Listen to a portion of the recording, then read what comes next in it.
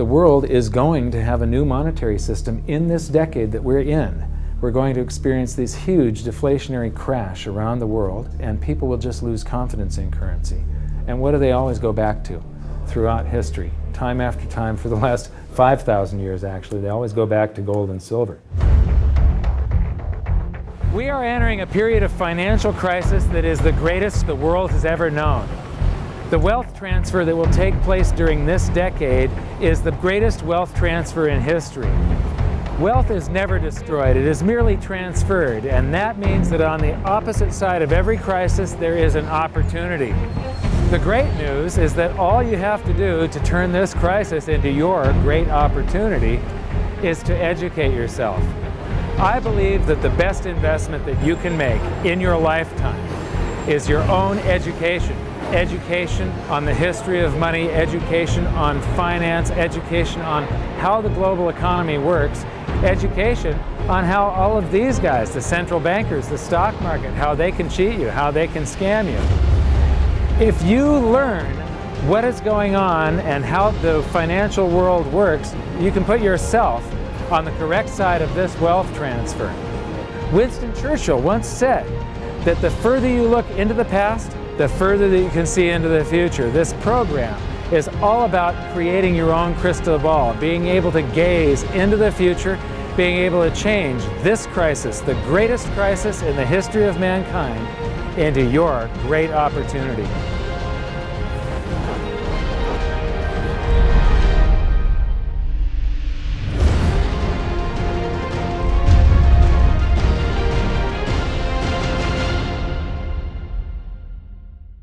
So it all started back in 1999 when my sister and I hired a financial planner to help my mother with her assets, and we gave him control of the family's assets.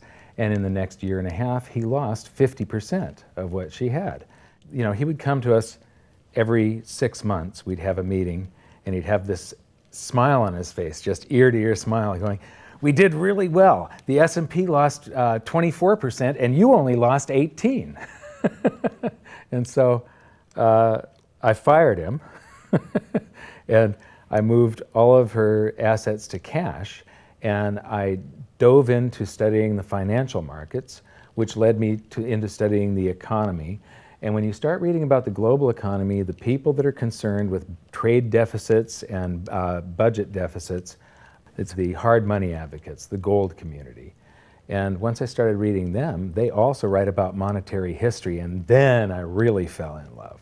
Because monetary history just repeats and repeats over and over again, echoing all the way back to the beginnings of civilization.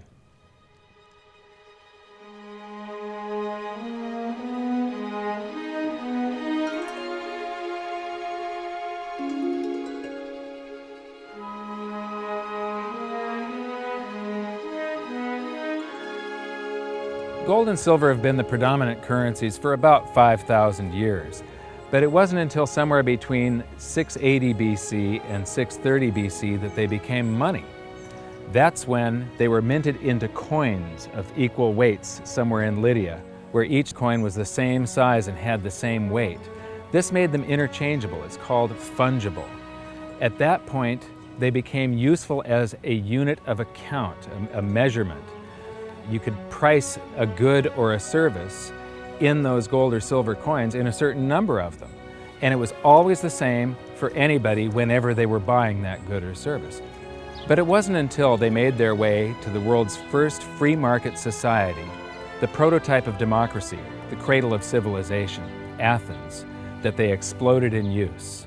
Suddenly, money found its natural home, the free markets.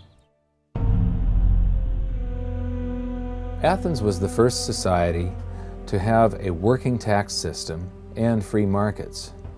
This enabled them to rise to the pinnacle of civilization. Their prosperity allowed them to create great works of art and achieve a level of architecture and engineering that the world had not yet seen.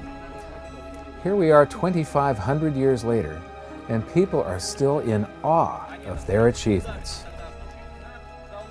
It was truly a fantastic period in human history, and the Athens star shone brightly for many years. So this begs the question, what went wrong? How did such a great and powerful civilization fall?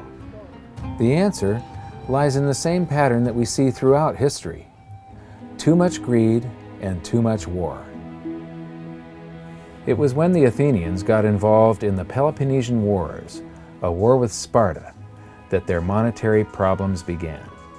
First, they lost access to their gold and silver mines. They were also paying armies that were on foot, and they were miles and miles away from Athens. So as they pay their armies to buy goods and services from the local populations, a deflation occurs in Athens because they're sending all of their coinage out of the city. Then they started debasing their coinage to pay for the war. If you take in 1,000 coins in taxes, and then you melt those down, those gold coins, and you mix 50% copper into your gold, now you can mint 2,000 coins. So if you take in only 1,000 coins, but you spend 2,000 coins, what is that called? That is deficit spending. Athens began to do that during this war with Sparta. They also had these great public works, which were very expensive, and they finished the Temple of Athena Nike during the truce in the middle. There was a 6-year truce in the middle of this 27-year war. So they didn't stop their great public works and allow their market economy to heal from the expense of this war.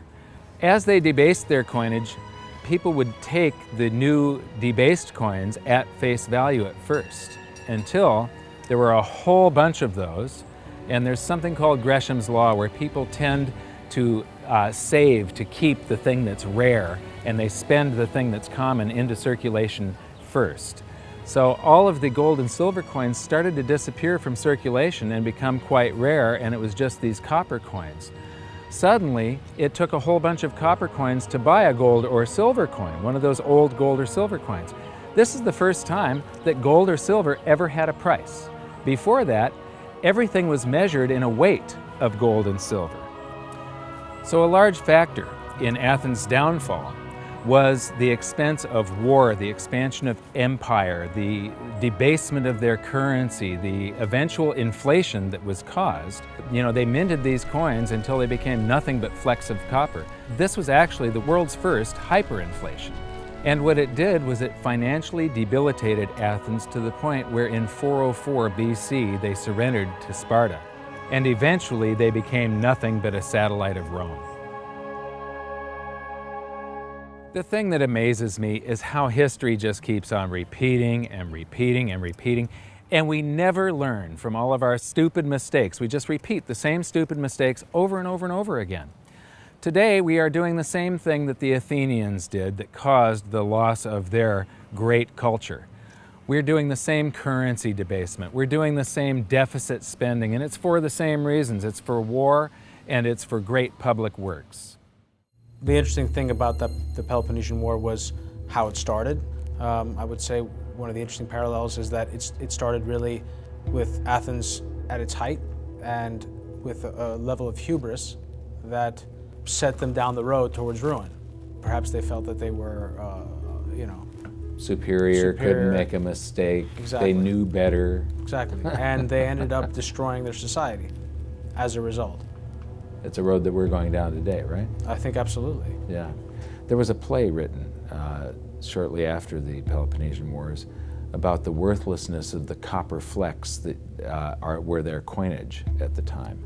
So we go from gold and silver, very high value money, to a currency that has a face value. And it's the first example that I can find in history where a war and great public works were being funded through deficit spending. What you've just seen is the first recorded example of one of the most predictable hidden secrets of money, the 7 stages of empire. It's a long-term cycle that echoes throughout history right to this very day and is basically a societal pendulum that swings from quality money to quantity currency and back again to quality money. It always plays out in 7 stages. It always ends with gold delivering a knockout blow to debased currencies. And it goes like this. Stage 1. A country starts out with good money, which is either gold or silver, or it's backed by gold or silver. Stage 2. As it develops economically and socially, it begins to take on more and more economic burdens, adding layer upon layer of public works. Stage 3. As its economic affluence grows, so does its political influence, and it increases expenditures to fund a massive military. Stage 4. Eventually, it puts its military to use, and expenditures explode. Stage 5. To fund the war, it steals the wealth of its people by debasing their coinage with base metals, or by replacing their money with currency that can be created in unlimited quantities. Stage 6. The loss in purchasing power of the expanded currency supply is sensed by the population and the financial markets, triggering a loss of faith in the currency. Stage 7. A mass movement out of currency into precious metals and other tangible assets takes place. The currency collapses, and gold and silver rise in price as they account for the huge quantity of currency that was created. This process transfers massive wealth to those who had the foresight to position themselves beforehand in real money, gold and silver. You know, our monetary system basically steals from the poor and middle class and transfers the wealth to the banks. We see this throughout history, and it's just repeating over and over again. What's happening in Greece right now is basically the same thing that was happening back in 407 BC. The deficit spending to fund all of these public works and the debasement of their currency supply caused them to become nothing but a satellite of Rome. Today, they're becoming nothing but a satellite of the banks. Well, the idea of Gresham's law is simply that people are going to hold on to what's value and spend what isn't valuable. Way back in my youth, I was 11 years old when we went from a silver-based monetary system to a purely fiat system. People saw that silver was money, they got used to it, they didn't really think about it. And in 1965, under President Johnson, he basically said, well, silver's too valuable to be money. We're going to just start putting out these substitutes, which were what we call cupro-nickel coins. They were nickel, they were copper plated with nickel at the time. And of course, the metal value was far less. And I understood that as a kid, and yet very few adults really seemed to get the idea of what was really going on. There were a few, and it only takes a few. And of course, Gresham's law took effect, so the currency came out of circulation rapidly. It's very interesting to me, knowing monetary history fairly well, is they're always, put out in silver-looking or gold-looking form. I mean, in most cases, you'll have, in fact, they look rather interesting. I mean, some of them are like silver on the inside and gold on the outside. With the look, they have no value at all, really, other than melt value of pot metal. To me, it's sort of at a subconscious level. Why are they making them gold colored? Why are they making them silver colored? I think there's an inherent knowledge in the human species that knows that gold and silver have value. So if they look in their pocket and they see something gold colored or silver colored, it gives them kind of a warm, fuzzy feeling. And it's like, oh yeah, but there's no value in these coins, really.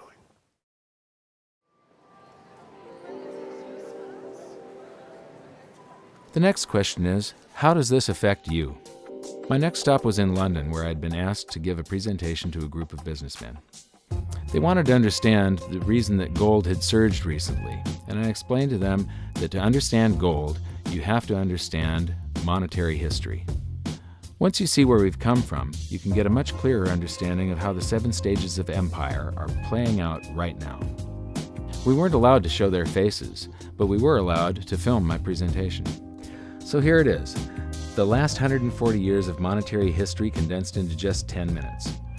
Keep the 7 stages of empire in mind, and as you watch this, see if you can recognize the signs. Everybody thinks the US dollar is still as good as gold, and it hasn't been since 1971. This is the world monetary systems. From 1873, when Germany went on the classical gold standard, where each unit of currency is backed up by an equivalent amount of gold in the treasury. In the United States, $20 bill, $20 gold piece in the vaults. Go into any bank, slap down your currency, which was a receipt for money, a claim check on money, ask for your money, gold and silver, and they would give it to you. So this shows this is currency, this is money. Otherwise, there was no reason for any government to store gold in their vaults and then print this currency that was backed by gold. This is what gives confidence in that, and it gives governments the ability to start this scam in the first place, where they print these receipts for gold, and then they can print more of them than gold that exists. And that happened when we got to World War I, and all the combatants stopped redemption rights. You could no longer go in the bank and trade your pounds, lira, marks, francs, no longer redeemable in gold, and they lit up the printing presses and started printing like crazy. Then between the wars, they went on something called the gold exchange standard, where currencies would be backed partially by gold. So in the United States, under the Federal Reserve Act of 1913, the Federal Reserve was allowed to put $50 worth of claim checks on gold, currency in circulation, backed up by only $20 worth of gold. So it was a 40% reserve ratio. For every $20 gold piece in the vault, they could put $50 in circulation. We're the dollars of the nation on parade. We're the biggest batch of dollars ever made. Oh, we used to march by millions, but now we march by billions, and maybe we'll be trillions for your dead. We're the dollars. Then we get to 1944. Now, during both wars, Europe paid the U.S. with gold. During World War I, the U.S. didn't get into the war until the very end of it. We didn't really have troops on the ground here in any quantity until the last 6 months of the war. So for the first 4 years or so, we're selling you you take all of your young men off of the farms and turn them into soldiers. You take your factories that make toasters and they start making machine guns. Your factories that made cars are now building tanks. And so you turn your economy toward war, and all of your consumer goods and your grains had to be imported from the United States, and you paid us with gold. Then in World War II, Hitler starts saber rattling in 1936, annexes Austria in 38, invades Poland in 39. Pearl Harbor wasn't until the end of 1941. We didn't have troops on the ground until, I believe, August of 42. So again, there's like 6 years where you're paying us with your gold and we're selling you stuff. This is where Americans have this myth that war is good for the economy. War is good for the economy if you're not in it and you're selling them the tools of the trade. Yes, America's national income gets bigger and bigger. In 1943, it was $142 billion. That was double the 1939 figure, triple the figure for 1933. But by the end of World War II, the U.S. had 2/3 of all the world's monetary gold, the central bank gold, and the rest of the world had to share the other third, and Europe had none. So the world monetary system was no longer going to work. It would collapse. But we had made all these loans of dollars to Europe, so Europe was flooded with dollars. And so representatives from around the world met at Bretton Woods, New Hampshire in 1944. They came up with a new world monetary system called the Bretton Woods system, where every currency on the planet, with the exception of just a few, they would be backed by the US dollar, and the US dollar would then be backed by gold at $35 per ounce. This gave confidence to all currencies. So this gave the world stability, and it pegged all the world's currencies to each other through the dollar to gold. So there was no such thing as the Forex. Currencies didn't float. The exchange rates were fixed year after year, and this helped to make world trade boom. Then the dollar standard starts because we kept on printing dollars. Under the Bretton Woods system, there was no reserve ratio established where the US actually had to have a certain amount of gold for how many dollars we created. So we had done a bunch of deficit spending for Korea, for Vietnam, for Johnson's Great Society, and expanded the currency supply, the amount of paper dollars in circulation, and exported them all over the world. And then in the 60s, Charles de Gaulle, president of France, realizes that we don't have the gold to back up the dollars. Le fait que beaucoup d'États acceptent par principe des dollars au même titre que de l'or entraîne les Américains à s'endetter et à s'endetter gratuitement vis-à-vis de l'étranger, car ce qu'ils lui doivent, ils le lui payent avec des dollars qu'il ne tient qu'à eux d'émettre. Nous estimons nécessaire que les échanges internationaux soient établis comme c'était le cas avant les grands malheurs du monde, sur une base monétaire indiscutable et qui ne porte la marque d'aucun pays en particulier. Quelle base?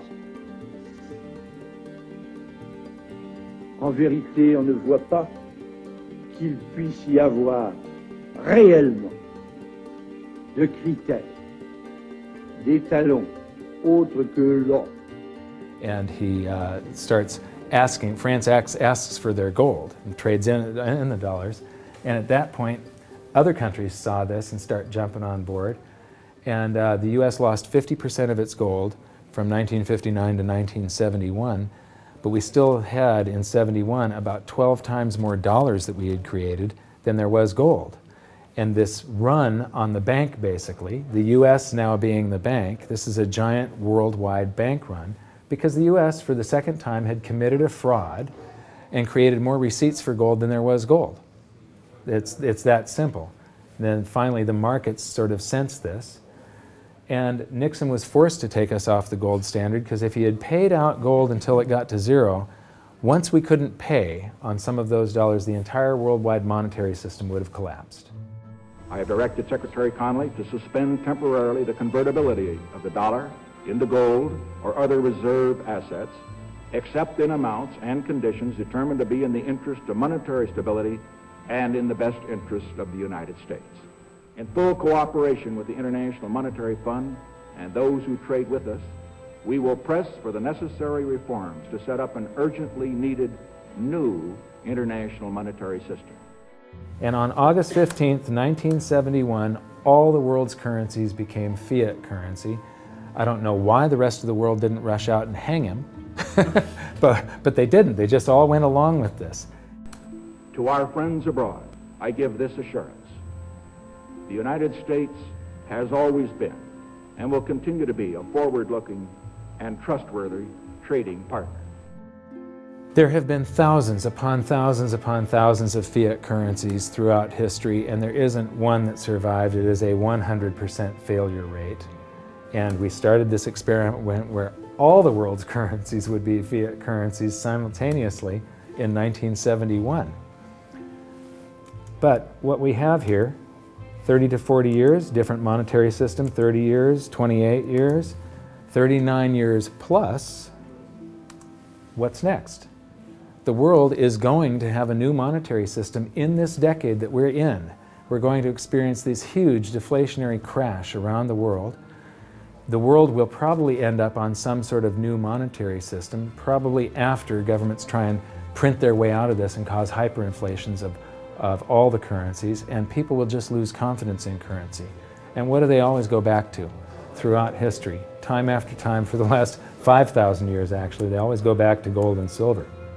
In a world of floating currencies, and that's what all national currencies are today, they bob up and down relative to each other, but they're all sinking relative to gold. That includes the dollar as well as the euro and the British pound and all the others. They're going to continue to lose value, continue to lose purchasing power. Personally, I don't think there's any way of avoiding what is coming. There's no way to fix it right now. There's only a way to either let it wipe you out or to benefit from it. And I want to make sure that it's not just a few of the big investors in the world that are ending up with all the cookies. I want to make sure that there's as many small investors as possible that are benefiting from it, because that's what makes society run. Middle class, small investor. One of the biggest challenges for human beings is that physiologically we are designed to operate in recency. You know, the fight or flight response is literally in my cells, literally. And so that when I'm in the wild, it's about I need to look for something to eat or make sure I don't get eaten. And how that translates into the modern world is that we think only about what's happening immediately in front of us. And so we think a long time is last week.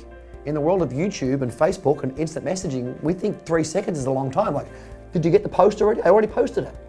And the reality is that if you look at history, and I don't mean a week, I don't mean a month, I mean decades, I mean 100 years, I mean a couple of 100 years, I mean more than a couple 100 years, you can start to see some patterns. You can see some things that are going on because history repeats itself. There are some trends and there are some movements that you can learn from. And you literally have to go outside of your human instincts to look at history, because we just want to focus on right now, because as I said, that's about either eating or being eaten. So we've got to go beyond that, and that means not just focusing on the here and now, but learning some real powerful stuff from what's happened, because there just might be some indicators there as what's going to happen in the future. Now, the 7 stages of empire, just as a reminder, started with sound money, and then a country adds layers of public works and social programs, and then develops a massive military, and then puts that military to use, and to pay for the war, it debases its currency supply, which causes a loss of faith in the currency, which then leads to a currency crisis, and gold does an accounting of the expansion of that fiat currency supply that happened over all those years of the first 5 stages. We are in the 6th and beginning the 7th stage. Gold started the accounting in the year 2001. It was $250 then, but we're still in the very early stages of this. Well, that's right. I think one of the problems with gold is people just don't understand it. I mean, for one thing, it's sort of been banished from the curriculum for 35 years. We have going on 2 generations of academics and scholars who have never studied gold.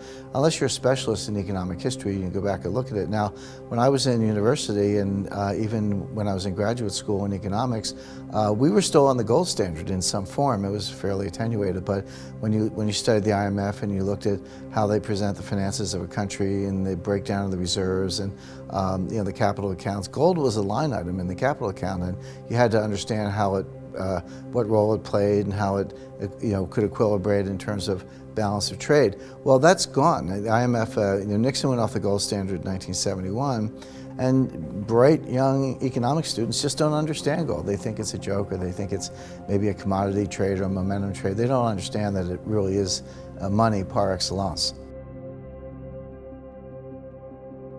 So now we've learned that money was born in roughly 630 BC when it became fungible. It was free markets and sound money that led to Athens' great prosperity.